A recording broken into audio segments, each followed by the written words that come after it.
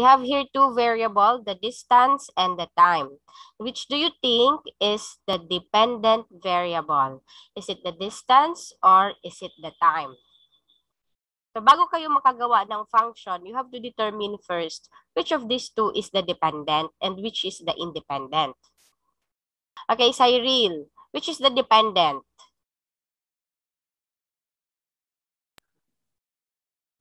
Time po, ma'am. Po? The time. Time. So, yung ang time nakadepende sa distance. Independent distance. Tag-give na. Ano po?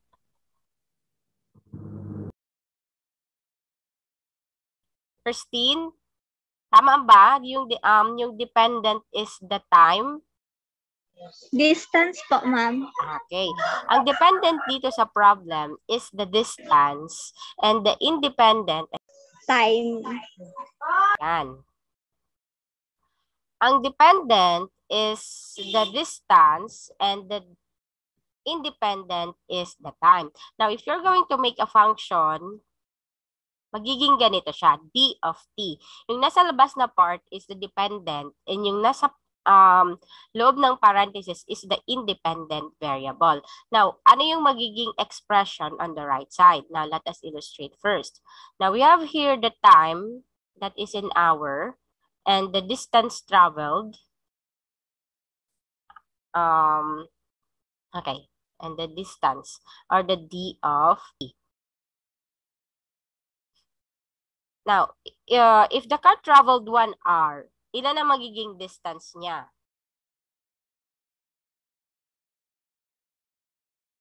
After 1 hour. 60 po, ma'am. 60 kilometers na siya from the initial point. After 2 hours, ilan na ang distance traveled niya? 120 kilometers. How about if after 5 hours? Ilan na kaya? 300 kilometers po, ma'am. 300 kilometers. Now, how did we come up with this, itong distance na 60, 120, 300? Paano natin ito nakuha? Ano ang ginawa?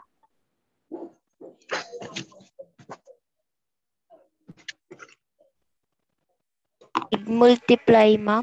Ano ito? John Manuel Asiado. Ano ang ginawa para makuha itong mga time? I mean, itong mga distance? Multiply po, ma'am, yung 60 which is the initial distance po. Sa time po, ma'am, na travel. Okay. Ang ginawa daw, we simply multiply 60 dito sa given time. That's why nakuha natin itong 60, 120, and 300. So generally, to get this d of t, the distance traveled with respect to time, we just simply multiply 60 kilometers. 60 kilometers by the time it traveled. Okay po? So, the function that represents this situation, itong sa letter B, is d of t is equal to 60t. So if you wish to find the distance after, say, for example, 10 hours, t is equal to 10. Ilan na ba ang distance na na-traveled niya? So you will just substitute 10 sa t. So that is d of 10 is equal to 60 times 10. So that is 600. So 600 kilometers after 10 hours. That is for letter B. Okay. Sana clear itong function na na-derive natin for letter B. Okay. Problem C. We can read.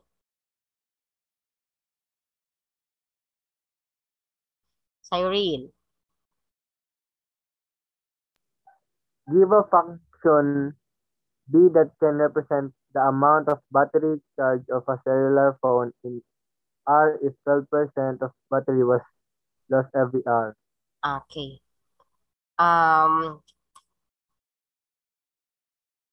So, ang variable natin dito is yung percentage ng battery denoted by capital B, and the time it spent in hour denoted by H.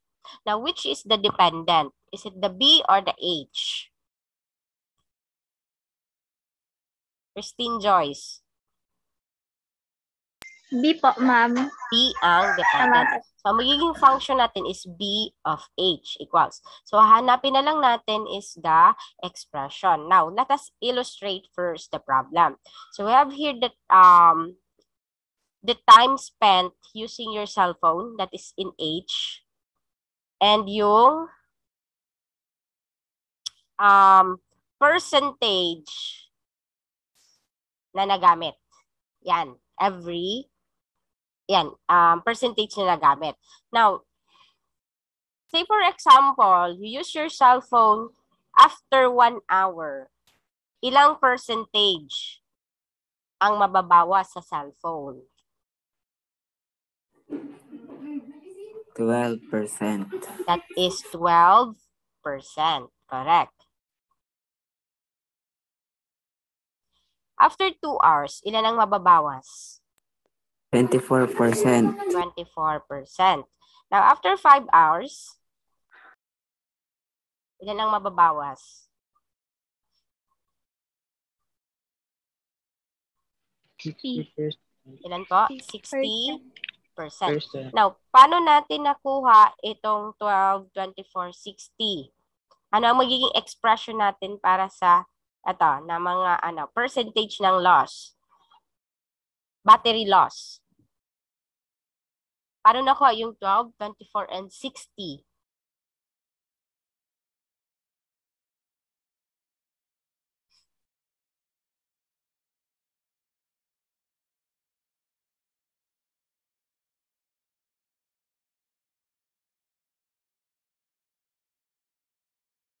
Paano ba nakuha ito? 12, 24, and 60. Ano yung magiging general natin dito? Multiply po siya, madam, sa hour, madam. Okay. Madam. Alin ang minultiply? Kasi Faith. Arin ang multiply just Faith? The number of?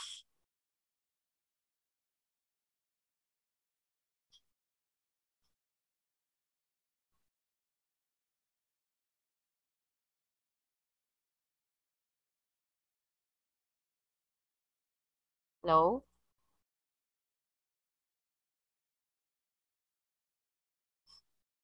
Na-disconnect ba ako?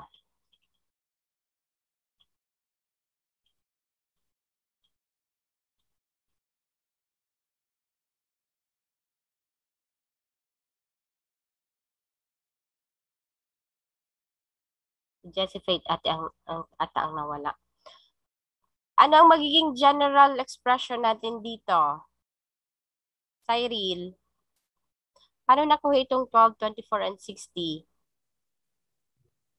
Kada oras po, madam, na nawawala, tiga times po siya, madam, sa 12. Niya, 2 hours po, madam, ito times po sa 12, 24, so mababawas. So, alin ang, ano ang magiging natin? Ano ang magiging expression natin dito sa baba?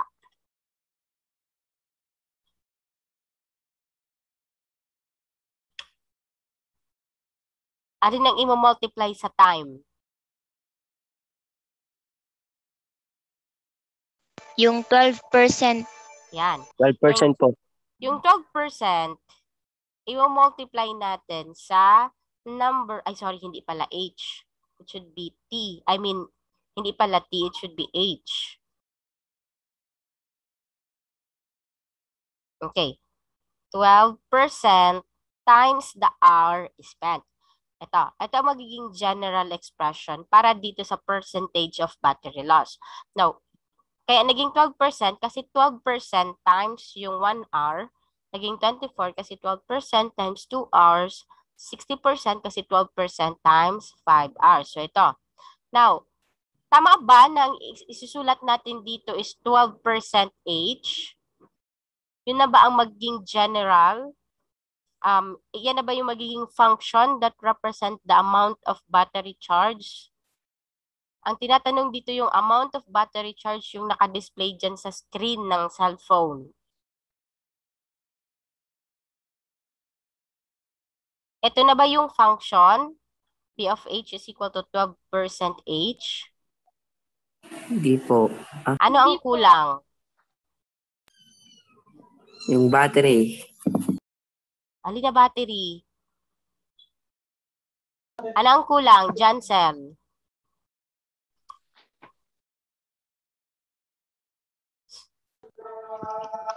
Subtract from 100 po, ma'am. Okay. Bakit natin, ang question is, bakit natin kailangang isubtract sa 100 itong 12% H? Yun po, ma'am, yung amount po ng battery.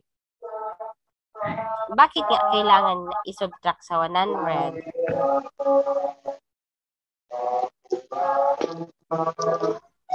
Who can give me the yung exact reason kung bakit siya kailangang isubtract sa 100? Bakit hindi pwedeng 12% H lang yung ilagay? Kasi ma'am, ang battery po ng cellphone is 100% lang. Tapos,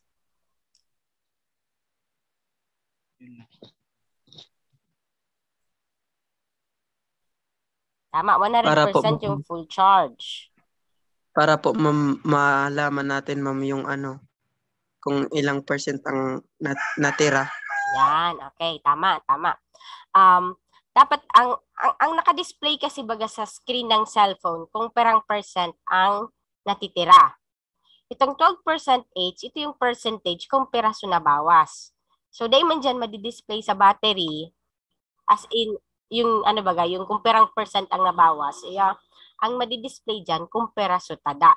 So, that's why you are going to subtract itong 12% sa 100%. Or ito, kung gusto nyo aliyo ng percentage, you want to state na this is in percentage, pwede na lang gawin itong 100 minus 12H. Yeah? Ang yaon dyan sa sa module, 100 minus 0.12H, which is mali naman. Dapat, kung 0.12 ito, since nakadecimal na ito, ang 100 no, dapat 1 na lang to. Yeah. Pwedeng ito, kasi mali ito, or pwedeng ito. This is in percentage. Ito.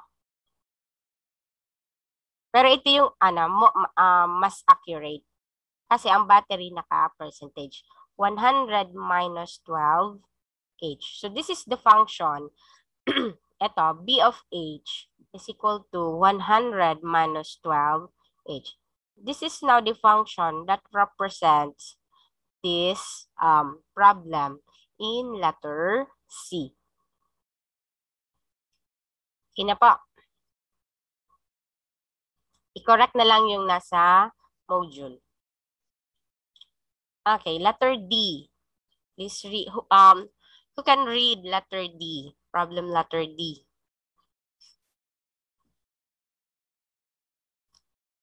Bridalene.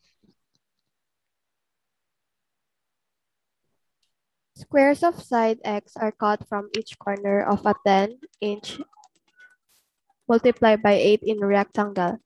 So that its side 10 inches by 8 inches. 10 inches by 8 inches in rectangle. Sorry po. 10 inches by 8 inches rectangle so that its side can be folded to make a box with no top. Define a function in terms of X that can represent the volume of the box. Okay.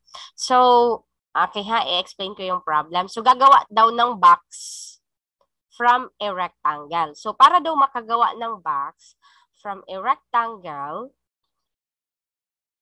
kailangan daw mag-cut ng square sa bawat corner.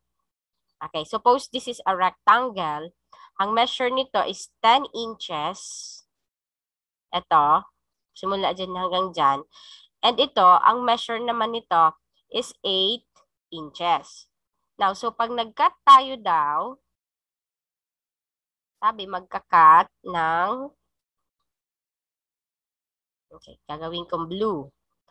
Magka-cut daw tayo dito ng square sa, in each corner. Suppose this is a square, yan, ika-cut yan. Magka-cut din dito ng square. So, itong square, para-pareho ang measure niyan. Square din dito. Wala na yan. Tatanggalin yan. Ika-cut from a rectangle. Yan. Wala na yan. Ang measure daw nitong square is x, ang side. So, meaning, this is x, x, x, x. Yan. Lahat ng measurement, yan na color blue, these are all x since they are all square of the same measure. Now, to make a box, dapat itong blue baga, itong part na to, tapos ito, ipagdidikit yan, makakagawa ka ng box. Ito ay pagdidikit, then ito, and then ito, ididikit yan. Now, pag nadikit na yan, you're going to find the volume of the box. Since wala pa tayong measure, hanapin muna natin yung mga measure nitong mga natira. Okay, start tayo dito part sa baba.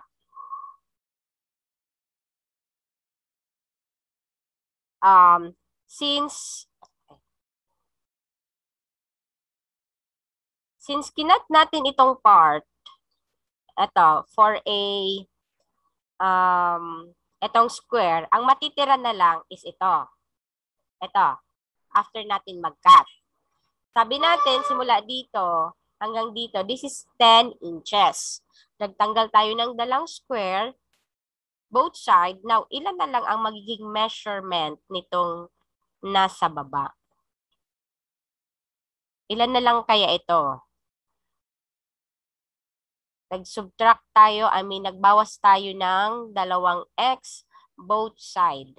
What will be the measurement of the remaining itong sa rectangle? Cyril again. You're raising your hand. 8 po, ma'am. Po? 8. 8. Saan napunta yung 2? Why did you subtract 2 from 10? Saan mo linagay yung 2? Sa kinat po, ma'am, na... Hindi ko naman sinabi na 1 inch ito na tigkat. Ang sabi ko, x. X ang measurement. Pag x ang measurement, meaning unknown. Hindi pa natin alam kung ilan ang measurement ng kinat. So, represented lang siya by x. So, hindi tayo pwede mag-assume na 1 inches ito. Rona May. Ilan? Ilan na lang ang matitira?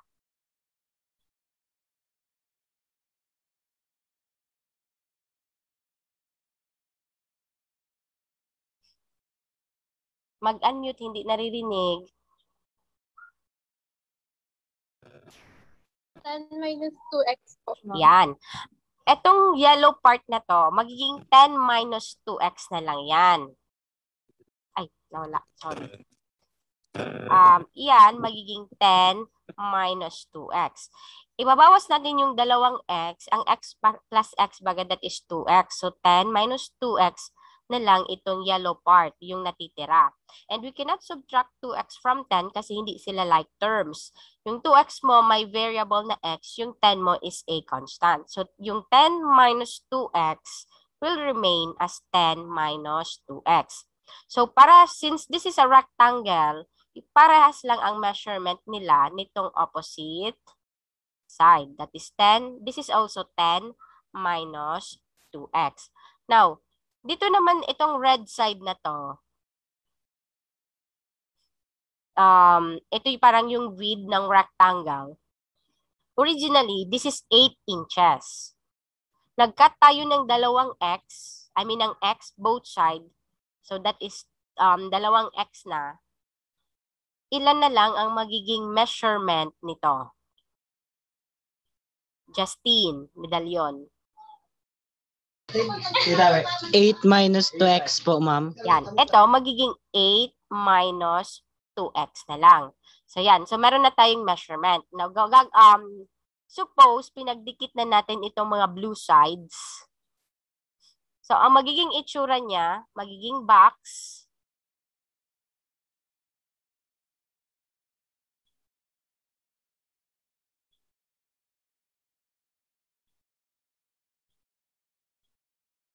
Suppose this is a box.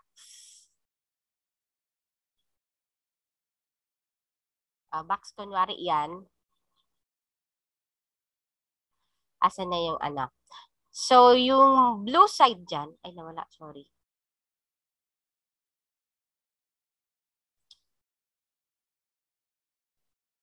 Yung blue part dyan na pinagdikit, ito yan. Ito yung mga blue. Yan yung pinagdikit. Yan. Ito. Yan yung mga blue. Dyan tinanggal yung mga squares. Yung yellow part, yung red side naman, yung color red, kanina, itong part na to, ito na siya. Ito. Ito. Since rectangle pa din yung side, same ang measurement nila nito. And ito.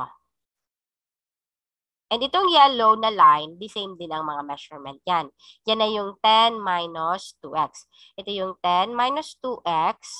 Ito yung 8 minus 2x. Yung blue, this is the x. Now, how are you going to find the volume of the box? Anong ulit yung formula ng volume?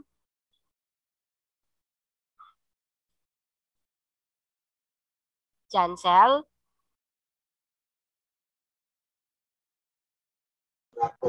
Length times width times height. Okay. Ang formula Which is natin ng volume is length times the width times the height. So in this illustration, this is your length, this is your width, and this is your height. Now, by substitution, ang volume natin is equal to, and yung length natin, 10 minus 2x. Yung width, this is 8 minus 2x. And yung height natin is x. So, ito na yung magiging volume. Now, we are going to simplify. We are going to multiply first itong dalawang binomial. 10 minus 2x times 8 minus 2x. So, we can use FOIL method. 10 times 8, 80. 10 times negative 2, negative 20x. Negative 2x times 8, negative 16x. Negative 2x times negative 2x, positive 4x squared. So, this is 80, combine similar terms, minus 36x plus 4x squared. So, yun na yung result. So, i-rearrange natin sa standard form. We have 4x squared minus 36x plus 80. Then, meron pa tayo ditong times x na natitira. So, we will multiply all the terms by x. So, volume equals 4x squared times x. Ina-add lang yung exponent ng variable. So, 4x cubed minus 36x times x. 36x squared plus 80 times x is 80.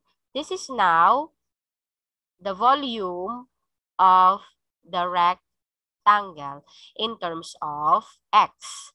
Volume is equal to 4x cubed minus 36x squared plus 80.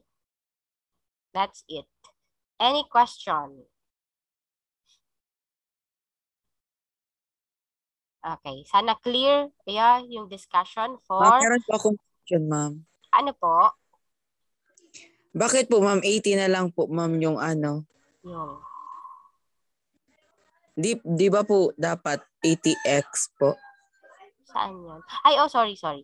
May x pala. 80 Thank you, Ronan. 8. It should be 80x. 80 times x is 80x. Yan. Thank you. Okay na po? Okay. So, proceed tayo sa next problem. Okay. Read the problem.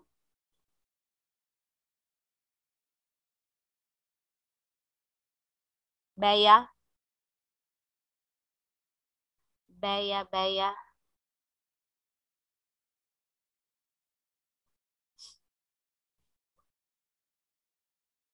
Mag-unmute.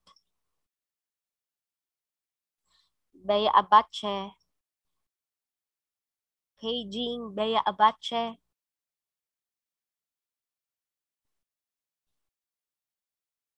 Ala, turog na gayon si Bea. Day na nag-unmute.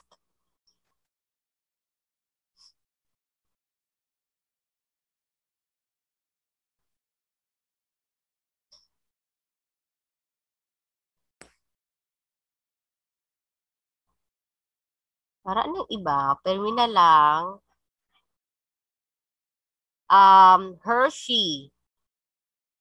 Wow, may bagong nag-recite. Hershey. Contaminated water. Contaminated water is subjected to a cleaning process. The concentration of pollutants is initially 10 mg per liter of water. If the cleaning process can reduce the pollutant by 5% each hour, define a function that can represent the concentration of pollutants in the water in terms of number of hours that the cleaning process has taken place. Okay.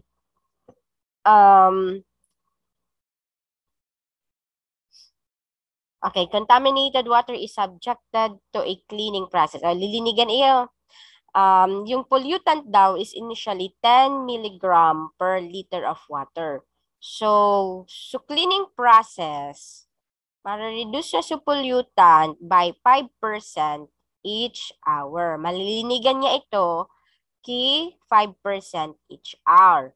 Now, you're going to make a function that can represent the concentration of pollutant in the water in terms of the number of hours that the cleaning process has taken place. Let us ano yung two variable digde sa letter E? Yung independent and the dependent variable.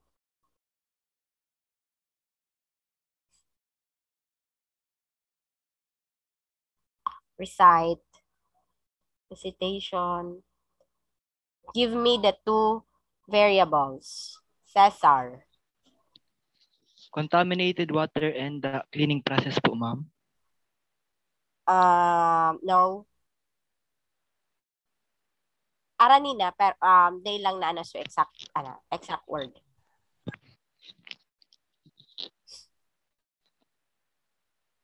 Ranan. Contaminated water po, ma'am, tapos yung R po. Okay, ito. Alat. Tama sa number of hours for the cleaning process. Dapat naman, susaro, concentration of pollutants. So let us denote C as the concentration of pollutants and H as the number of hours. Now, arinduman, so dependent variable. Is it the C or the H?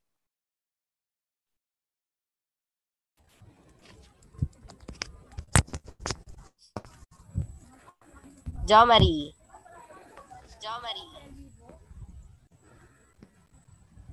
C po, ma'am. C, concentration of pollutants. Okay. C duman ang dependent. So, C of H. C of H. Now, ano ang magiging expression tadi sa right side?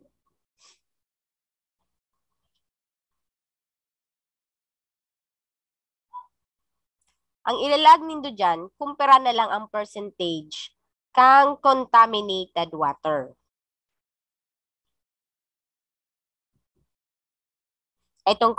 So percentage kang concentration of pollutants. Ay, bak wala siya percentage, pero ang milligrams na lang ang matatada.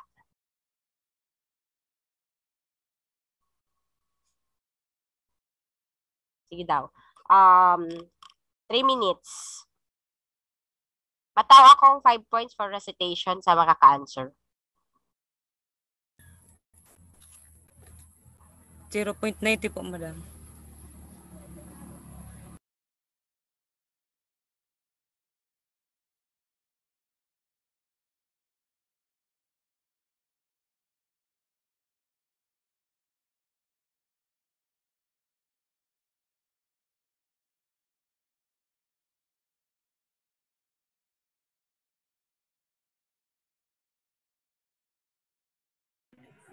Ten minutes of each po, madam.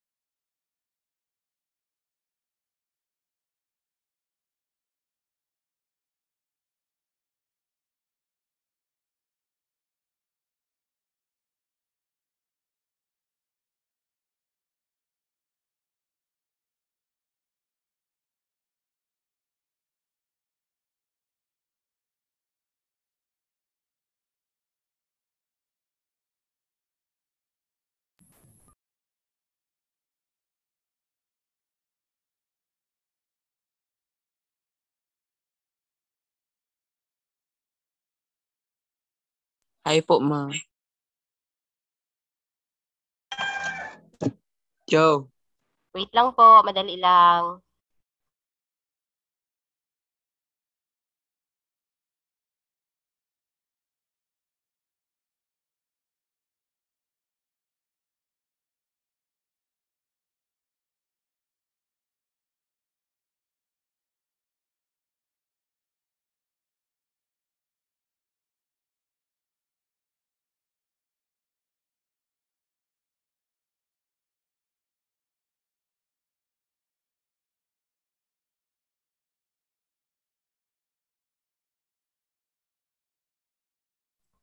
Ay, sorry. Pwede magsulat sa board. Sino yung nauna kanina? Mag-recite. Mag-raise.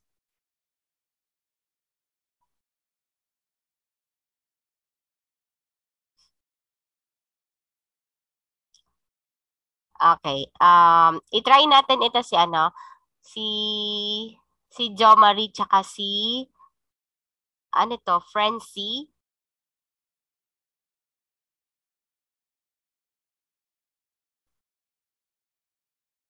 Jo Marie and Francie. Sige na, pwede magsulat sa dyan sa screen. Hatiin nyo na lang, iyo yung isa sa left, yung isa sa right side. Litan lang yung sulat.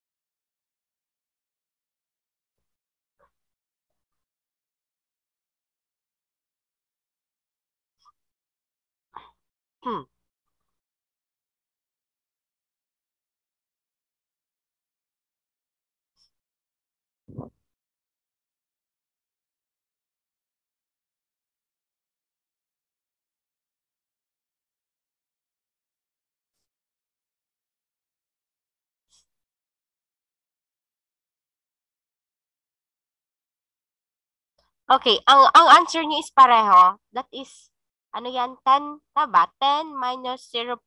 Ay, hindi pala. Yung isa, 5H.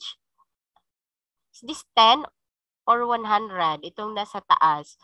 Is this 10 minus 5H or 100 minus 5H? Yung nasa baba naman, 10 minus 0.5H. Actually, pareho mali. Basahin niyo ulit ha. Ang ano dito, 5% each hour. 5%. 5% of the remaining. Yung mga yung natitirang concentration of pollutants. Mali ito. I-erase ko ha. Mali ito, mali. Wants to try again.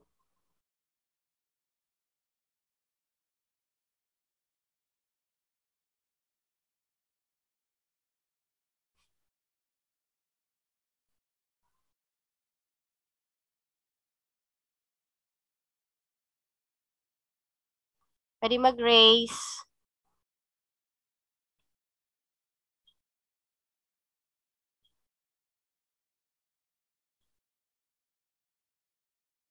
Nasaan na yun? Jansel, pwede sabihin mo na yung problem. I mean yung answer.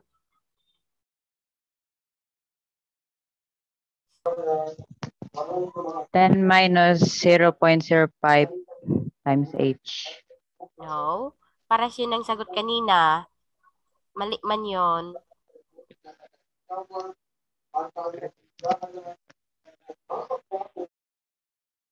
Clue, one term lang. One term. Ang answer.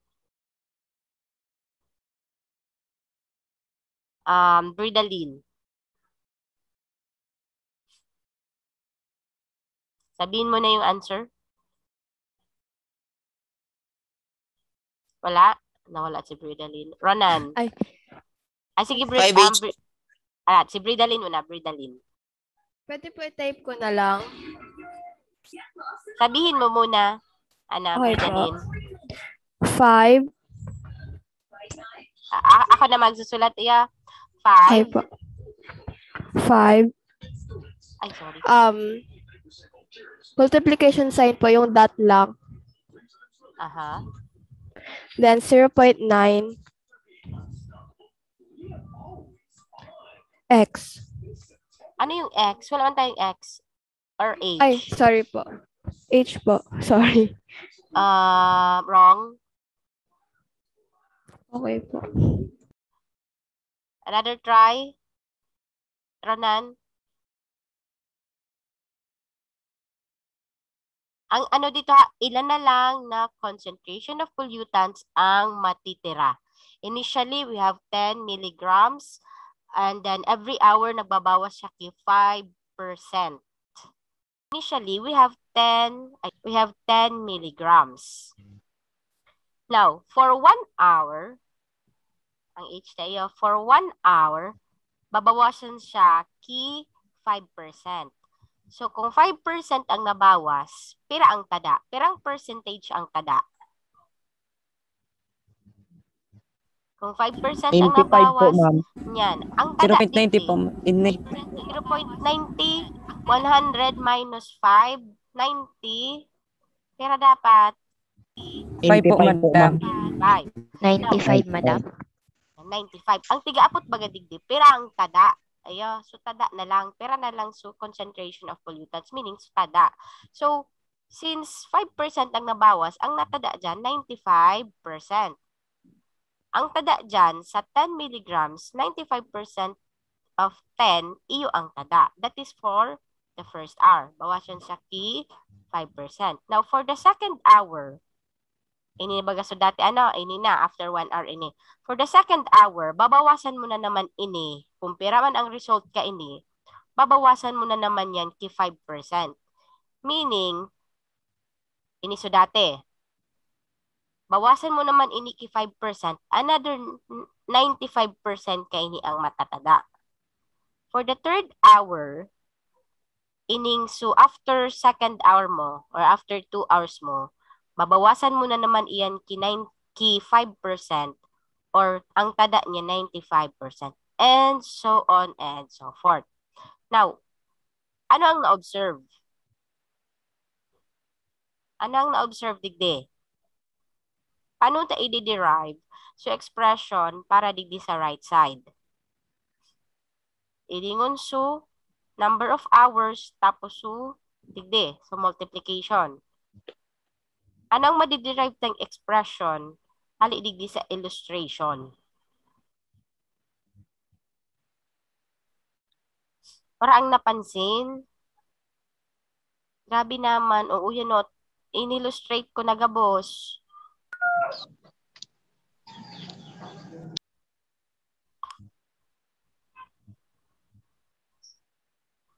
So, iba day lamang nagre-recite. Malak ka mo.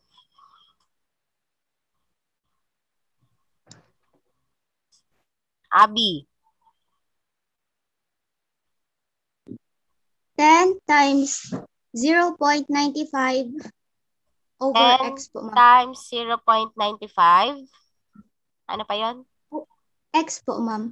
Saan ang over x? x? Ano? Sa taas po, ma'am. Sa Sa taas taas ng? po, ma'am. Taas ng? 0.95. Okay. Exponent. Opo, ma'am. H. Ilingon ha. Kumpira sa number of R, iyo man so number of 0.95 na yung multiply mo siya sa sadiri niya. So, digdi, sarong beses, duwang beses, tulong beses. So, digdi, ang function mo digdi is 10 times 0.95 H. Ang iba T ang tigamit digdi for time. Yeah, pwede man TH, depende sa definition. Kanina, tigsabi ko na ang concentration of pollutants is your C and the number of R's is your H. So, ini na ang magiging function that represents itong letter E. Okay na po, digdi. Medyo nahirap yung letter E. Pero kung nagdangog ka mo, maiintindihan. Okay, let us proceed. Piecewise function.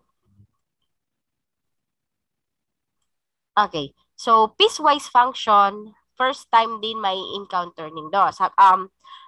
Again, ang mga topics digdi sa senior high school, I mean sa general mathematics, mostly sa mga topics na never nindo na-encounter during junior high school. So, what is this piecewise function? We can read. Hanilin. Piecewise function. There are functions that requires more than one formula in order to obtain the given output. There are instances that when we need to describe situation in which a rule or a relationship changes as the input value crosses certain boundaries. In this case, we need to apply the piecewise function. Okay. Sa piecewise function, iaaw na digdi ang more than one formula. Sarong function siya, pero more than one formula ang naka-include. In order to obtain the given output. Ang output man lang dyan, so result, so value of y. There are instances when we need to describe situation, yan, merong rule or condition. Depende sa input. Or input digdi so value of x or value kang independent variable. In this case, we need to apply the piecewise function. Araw ka ng itsura niya. Sarong function siya, f of x is equal to any formula. Kamo baga, sa junior high school, arog lang ka ngaya, f of x is equal to x plus 2, arog kaan. F of x is equal to 5x squared plus 3. Ang piecewise function, ang itsura niya, arog kaan. F of x is equal to, may brace digde, open, habang ngaya, x plus 5, if x, arog kaan, is, ngaya greater than, tapos may number, x plus 2 ngaya. If x is arog ka ini. Ngayon, digdi ang mga conditions. Arog ka ini ang magiging itsura kang piecewise function. Digdi, wala masyadong condition, pero pag nag-piecewise function na, pero yan, digdi may rule. Rule para sa input. Ayo. Kung sa digdi, x is less than 0. Meaning, gagamitin mo ini. Halimbawa, 2, negative 2. Halimbawa, x is greater than or equal to 0. Halimbawa, ang value kang x mo is negative 2. Now, saan mo siya isa-substitute digdi? Siyempre, digdi ka sa condition na x less than 0. So, ang gagamitin mo, x plus 5. Digdi ka ma-substitute kay negative 2. That is for piecewise function. Now, if x naman is ngaya 5, ini ang gagamiton mo. Digdi ka ma-substitute. Iyon ni sa tiga-apod tam na igwang rule para sa input. Now, to further understand, let us try this example. Read the problem. Carl. A user is charged 250 pesos monthly for a particular mobile plan, which includes 200 free text messages. Messages in excess of 200 are charged 1 peso each. Represent the monthly cost for text messaging using the function T and M, where M is the number of messages sent in a month. Okay. Halimbawa ngayon ni Globe ngayon ni nakaplan sa Globe. Si Globe user is charged 250 monthly for a particular mobile plan. Ang inclusion kan 250, 200 free text messages. Mahalon man. Ito, okay. Example man lang yan.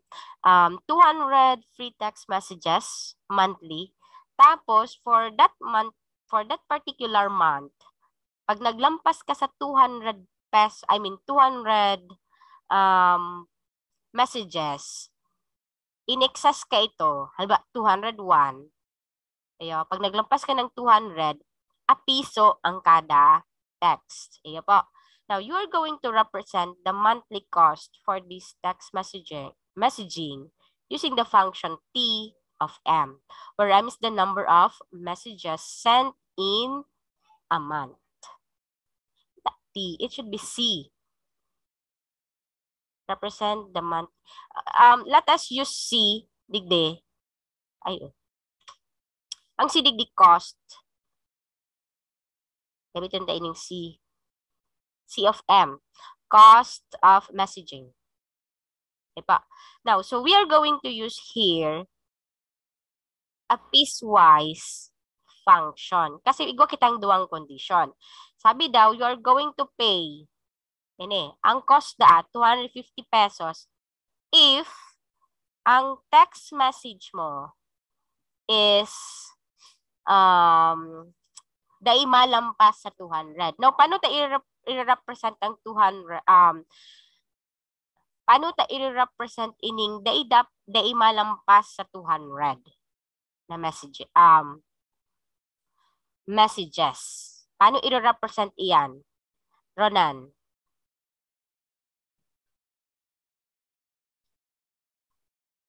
Less than or equal sign po, ma'am. Okay. Less than, ano ba yan? Less than or equal to 200. Madagdag kita diding 0.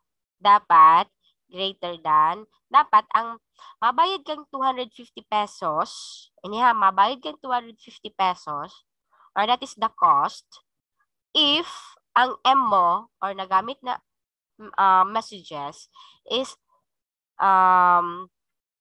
less than or equal to 200, but greater than, wala pa rin equal. Wala yan na equal, sorry. Kasi kung wala ka man nagamit, di ka man nagplan. Yan. Yan. Ayan pa. Now, pag naglampas ka ng 200, if your text message is greater than 200, pira na ang babayadan. Paano tayo yan i-represent? Paano mo ngunyan i-compute ang babayadan mo if naglampas kang 200 text messages?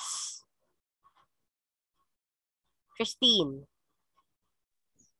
200 plus the number of messages po. Ay, Okay. 250. 250.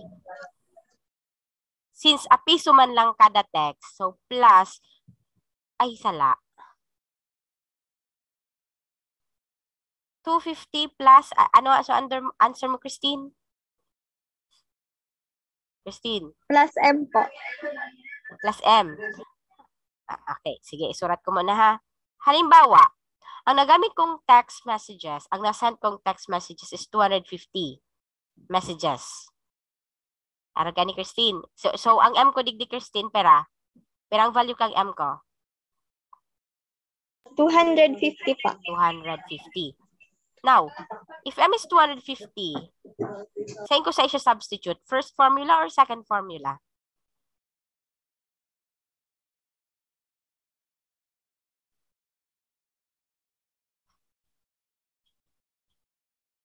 Iba naman. Kung ang text messages ko is 250 messages, saan ko siya isa-substitute? Sa first or sa second formula? Jason.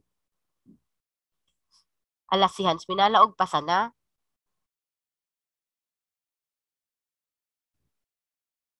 Jason. If 250 messages, saan ko siya isa-substitute? Sa first or sa second equation? I mean, formula pala. Rana, turog na si Jason. Ronan. Sa second formula po, ma'am. Sa second formula. Okay, let us try. Kung sa second formula siya, di 250 plus 250. Di ang babayadan ko pala 500 pesos with these 250 messages. Tama ba? Makatarungan ba na 250 messages man lang, 500 pesos ang babayadan? Or there is something wrong sa formula?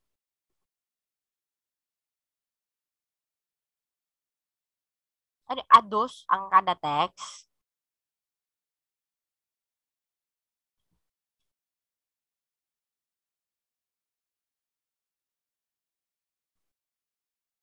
Tama? Hindi po. 1 sala, peso ano man ang lang, sala? madam. Dapat ano? 250 plus 200. 1.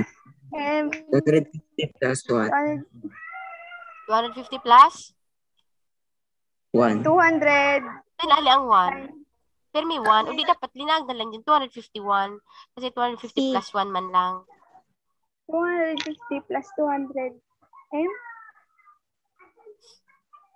Dapat ano, may sala kaya digdi. Ini oh. Tama, 250 plus 200 plus M. Ano? 250 plus 200 plus M. Nagulpilugod. 250 plus 200 plus M mo na 250. Pera na. 750 na pala. 700 ang babayadan. 250 plus 1 message, ma'am. 250 plus 1 message. Di 251.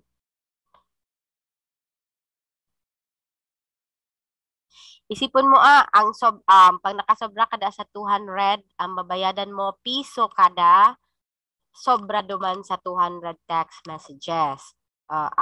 Nag-example ako 250 messages ngayon ang nasend ko. Pero ang babayadan ko, paano dapat ang pag-compute?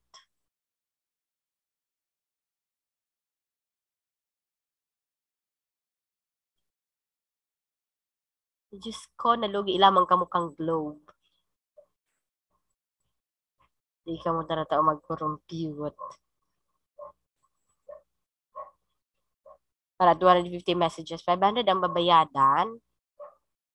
Iniha, so 200 messages, nakaplan na siya duman sa 250 pesos. Pag nakasobra ka duman, pag nagsobra sa 200, a piso ang kada sarong message. Ngunyan, 250 man lang so na-sent baga, na example ko. Now, how are you going to compute yung total cost na babayadan kay user?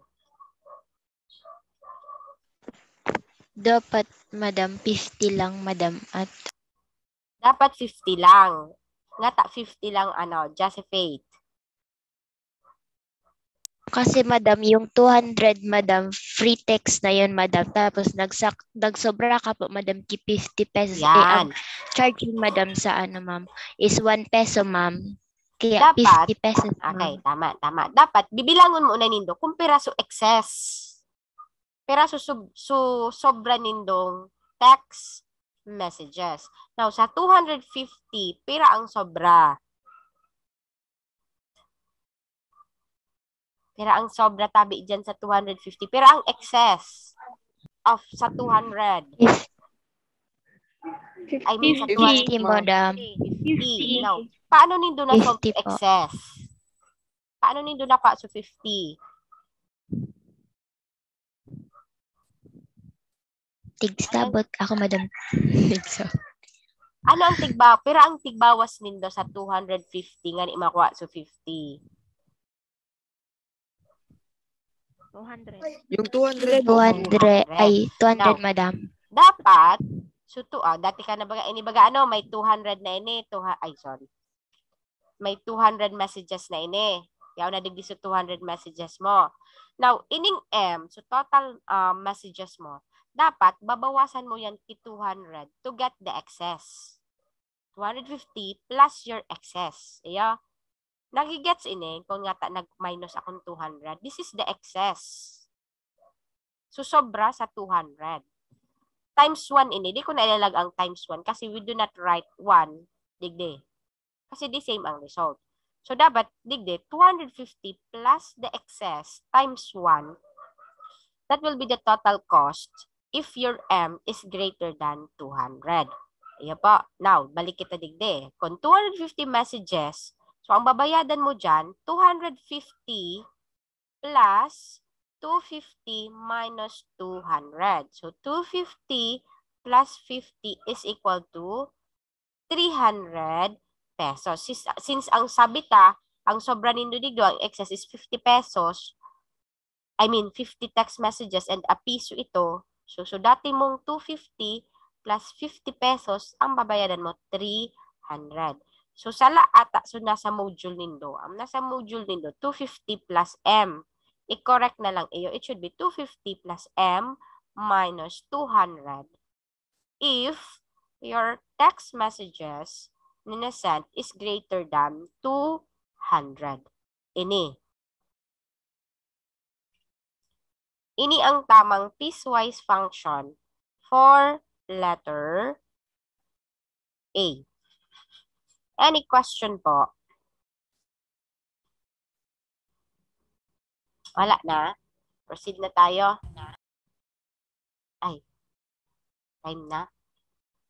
Tapos yung tanangan, hindi na kita mag-meet sa aga. Okay lang? Okay lang po, ma'am. Opo, madam. Tapusun na or ma-meet na lang kita. I mean, stop na or ma-meet kita sa aga. Tapusun na, ma'am. Tapusun naman. Sige. Mas maray. Tapusun na. Dua naman lang na problem. Okay. Letter B. Read the problem. Wala na. Pero ning iyo ang nagre-recite. So, iba tururog na gayad. Vanessa. A certain chocolate bar costs 50 pesos per piece. However, if you buy more than 5 pieces, they will mark down the price to 48 pesos per piece. Use a piecewise function to represent the cost in terms of the number of chocolate bars bought. Okay. Dua ang condition iya. Pag nagbakal kang 5 pieces or below, 50 ang saro. Pero pag dakol, more than 5, 6, 7, etc. And so on and so forth, 48 na lang ang saro. So, since by condition, you are going to use piecewise function. Now, ano ang duwang variable digdi?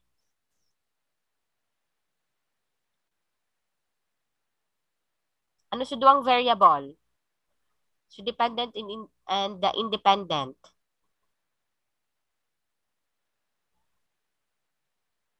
Ano gigibuhon ta dyan? Paano tayo surat ang function? Matsamba na lang kita. M of A ngaya, M of C, argan. Ano sa duwang variable? F tapos N po, ma'am. Ano po? Ano muna? Bako muna letters. Ano muna kita? Number of chocolate bars bought po, yan, ma'am. eto. The number of chocolate bars. Ay, tama. The number of piece. Yeah, I mean, per piece. So, number of pieces. And ano pa? Cost. Pag nakuha na nito sa duwang variable, that is the time na ano na kamo. Pwede na kamo anong tawag dyan? Mag-assign key variable para sa, mag-assign key letter. Ito, variable para duman sa independent and dependent. So, let us denote C, hindi sa cost, capital C, and P for the number of pieces. Iya pa. So, arin ang dependent, digdi, is it the cost or the piece? The number of pieces? Cost is the dependent. So, C of P. Kung iba ini dyan sa letter, kaya nasa module nindo, okay lang. Basta aram nindo kung arin ang dependent and the independent variable. Dora kaya akong kapot na module. Now, ano sa duwang condition? If the number of piece daw ng chocolate is anong tawag dyan? Less than or equal to 5, but greater than 0,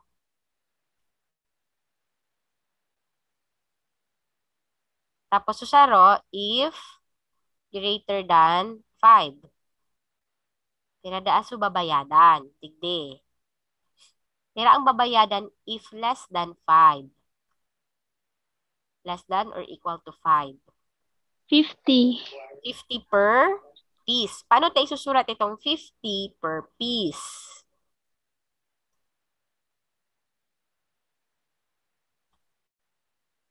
Raise po. Raise ng hand.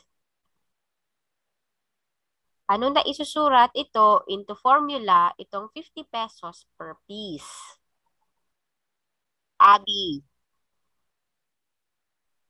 50 P po. Yan. 50 times P. 50 times the number of pieces or 50 P.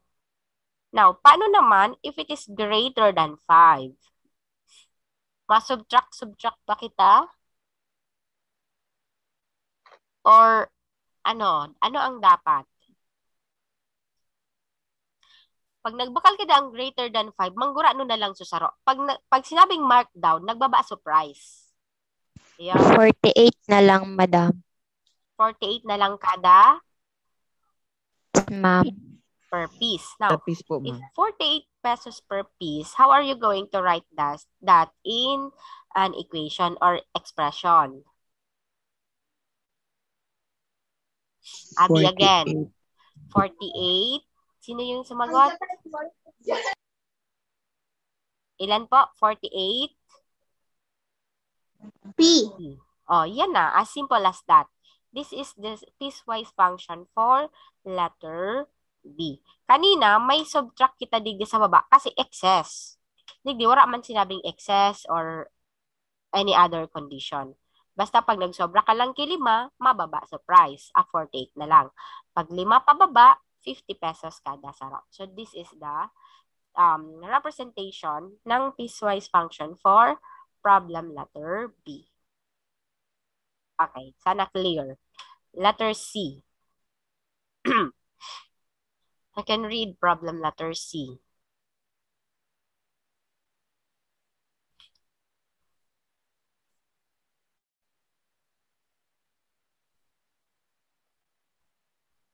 Justine.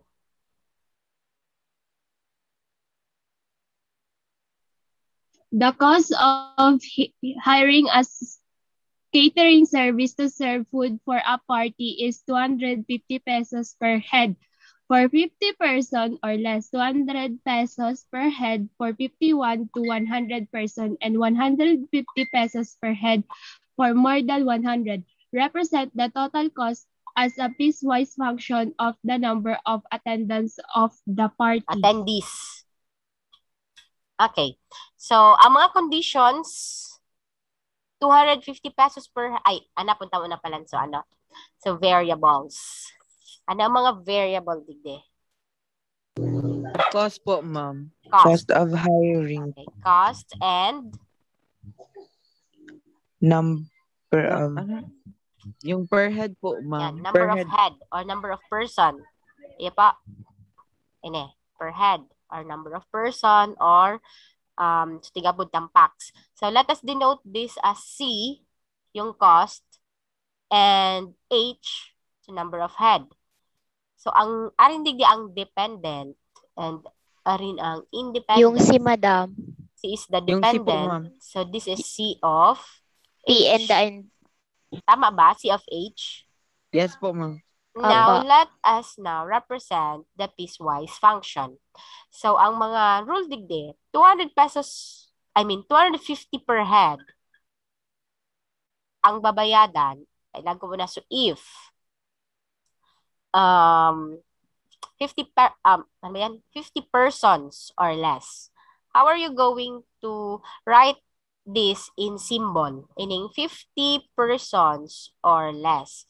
If itong number of person is denoted by H, kasi yun yung per head natin, H.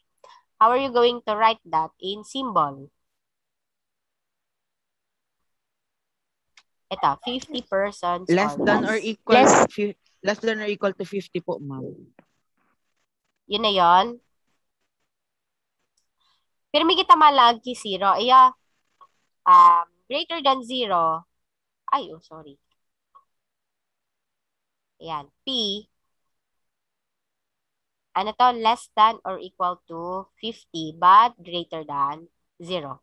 Karada ang babayadan, 250 per head. So, 250. Bakit P ang ginamit ko? It should be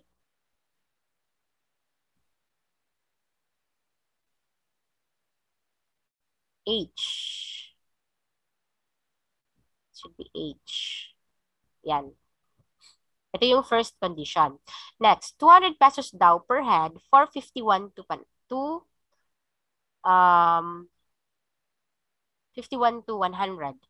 persons. Included digdi sa 51st day and 100. So, pang 100 na tawo. So, if ito 200 per head. So, 200 H. If your H is, how are you going to write this in symbol? 51 to 100. Ano digde? Anong symbol digde? Less than or ano digde? Less than or equal to 51 po. Less than or equal. Malag kita diding equal since included si pang 51. Digdi man, I will read this as greater than kasi we are referring to H. Yeah. H is greater than or equal to 51 but less than or equal to 100. May equal kasi kasabay si pang 100. Next, 150 per head. So, 150 H if more than 100. So, panut ta isusurat as symbol meaning more than 100. H greater. H is greater than 100 pa. Greater than 100. Bakit hindi na tayo pwedeng maglagay ng equal? Bakit hindi pwede yung greater than or equal to 100? Kasi po, ma'am, duman po, ma'am, sa second na equation. Opo. Counted or na po formula. Doon, yung yan. Digdi sa second formula, yaw na digdi si pang 100 na tawo. Ayo, take note, naglag na kitang equal. So, day mo na siya pwedeng isabay digde. Ayo po. So, wala nang ibang condition ining tulo. This is now the representation of the piecewise function for problem letter C. Now, sa module nindo, may mga error dyan sa sa sisimbagan. So, it's for you to find out kung arin dyan, may mga sala dyan na symbol, may mga sala na symbol, and especially sa arog kay ni digde, ini, sa second formula. Dakulon dyan na sala, na arog kay ini, ang linaag lang, arog baga dyan na 250 plus M, which is wrong. So, kamo na ka tumasalida. Iko-correct na nindo ito. Iko-correct nindo sa error dyan. And so may ano kaya dyan, parang fill in the blank. Pero so may mga masunod na formula, mali. So, kasabay na ito sa checkan ko. Ayo pa. Okay. So, hanggang didi na mo na. So, ini ata yung end ng module 1. Okay. So, mamit kita after mag-distribute kang module